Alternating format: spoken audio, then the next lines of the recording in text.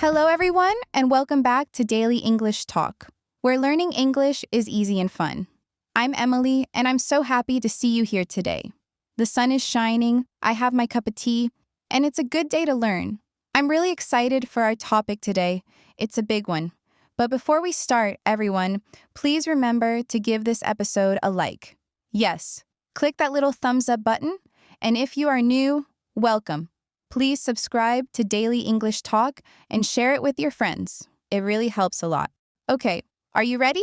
Today, we are talking about a big challenge for many English learners. We are talking about how to stop translating in your head. Ah, yes, translating. You hear something in English, and then your brain goes, wait, what is that in my language? You think about it in your language, and then you try to find the English words to answer. It's a lot of work for your brain. It's like a 3-step process. English to your language, then your language back to English. It's tiring just thinking about it. And what's the problem with that? Why is it such a challenge? Well, the biggest problem is that it's very, very slow.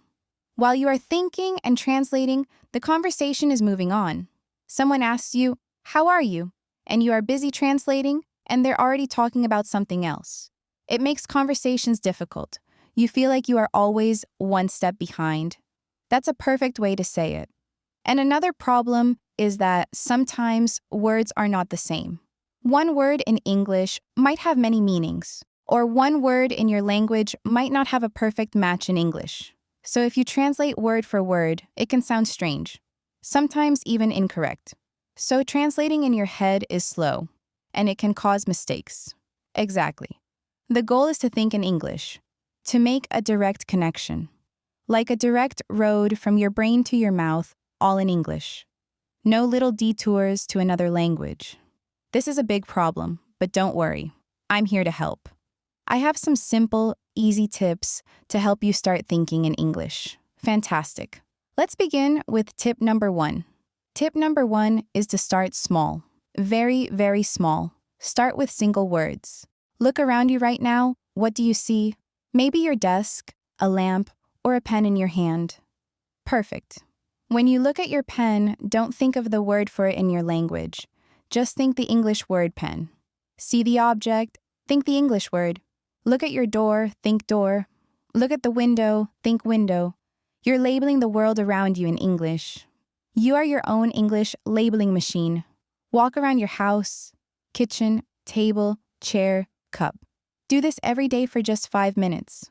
Look at things and say the English word in your head. This builds that direct connection we talked about. The object is now connected to the English word. No middleman, no translation. It's a very powerful first step. Tip number 2 is to use pictures. Everyone loves pictures. You can use flashcards, those little cards for studying. On one side, you have a picture. For example, a bright yellow sun. On the other side, you write the English word sun. You look at the picture of the sun and think the word sun. You don't think of the word in your language.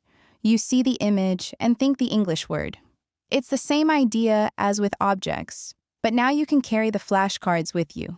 You can learn animals, a picture of a dog, a cat, a bird. You can learn food, an apple, a banana. The picture helps your brain remember.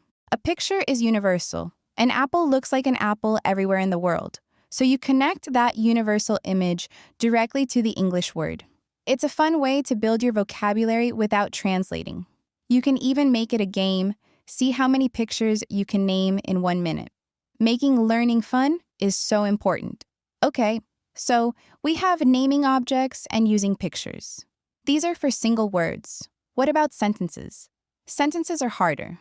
So we start with very, very simple sentences. That's tip number 3.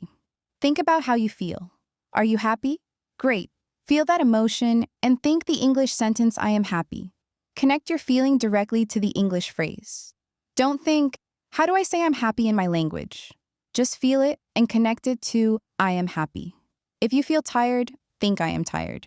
If you're hungry, think I am hungry. When your stomach makes a noise, think I am hungry. You can also do this for simple actions. When you drink a glass of water, think to yourself, I drink water.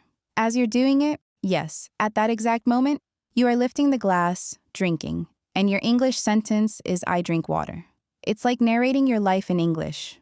When you open a door, think I open the door. When you sit down, think I sit down.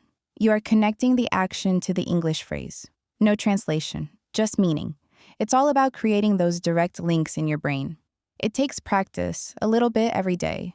It might feel strange at first, but then it becomes natural. Tip number 4 is a fun one. Watch and listen to a lot of simple English. Like this podcast, of course. But also things with pictures, like cartoons for children. Why are they so good for learning?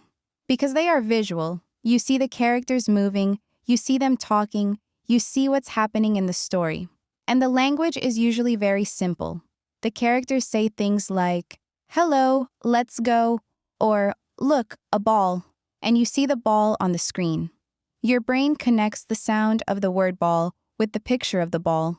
You don't have time to translate because the cartoon is moving fast. You just watch, listen, and understand from the pictures. This is a passive way to learn. You're just enjoying a cartoon, but your brain is learning. The same goes for simple English songs, especially songs for kids. They have actions: head, shoulders, knees, and toes.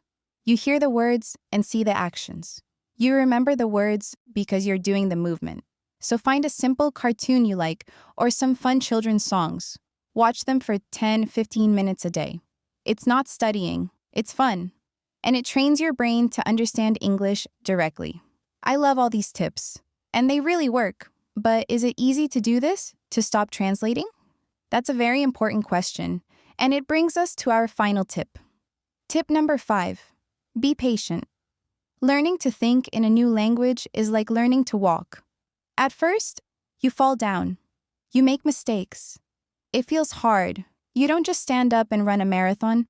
You take one small step, then another. And it's the same with thinking in English. You've been translating in your head for a long time. It's a habit, and habits take time to change. So be patient with yourself. Don't get angry if you start translating. It's okay. It's normal. If you notice yourself translating, just say, oops, I translated. Let me try again. Be kind to yourself. A little bit every day. 5 minutes of naming objects, 1 cartoon, 1 song. Small, consistent steps. Progress is more important than perfection. Every time you connect an object to an English word directly, that's a victory. A little victory every day. And remember, mistakes are okay. Mistakes are how we learn. They show us what we need to practice more. Mistakes are not bad guys. They're our friends, our teachers. They help us get better. So, let's do a quick review of the 5 tips. Tip number 1, start small with single words. Look at objects around you and think the English word: chair, table, book. Tip number 2, use pictures. Flashcards with a picture on one side and the English word on the other. Connect the image to the word. Tip number 3, think in very simple English sentences. Connect feelings like I am happy or actions like I drink water directly to the English words. Tip number 4, the fun one. Watch and listen to simple English. Cartoons and songs for children are perfect because you can see what's happening. And tip number 5, be patient with yourself. It's a new skill. It takes time. It's okay to make mistakes. Be kind to your brain. It's all about practice, patience, and making those direct connections. And over time, that fast road in your brain gets bigger and stronger. Thinking in English becomes easier and more natural. Your conversations will improve, and you'll be able to listen and respond much faster. That's the goal, to have real, natural conversations in English. And it all starts with one word, one object, your pen. Look at it now and just think pen. You're already doing it. This was a fantastic topic, and I'm so glad you joined me today. A big thank you to all of my amazing listeners for being here. I hope these tips help you on your English journey. Please don't forget to subscribe to Daily English Talk so you don't miss the next episode. And if you like this one, please share it with a friend. Sharing is caring. I have a little question for you. Look around right now and tell me in the comments, what's one thing you see? Is it a window, a phone, a plant? I can't wait to read your answers and see what you see. Okay, everyone, that's all for today. Keep practicing, be patient, and remember, you're doing a great job. See you next time. Bye for now.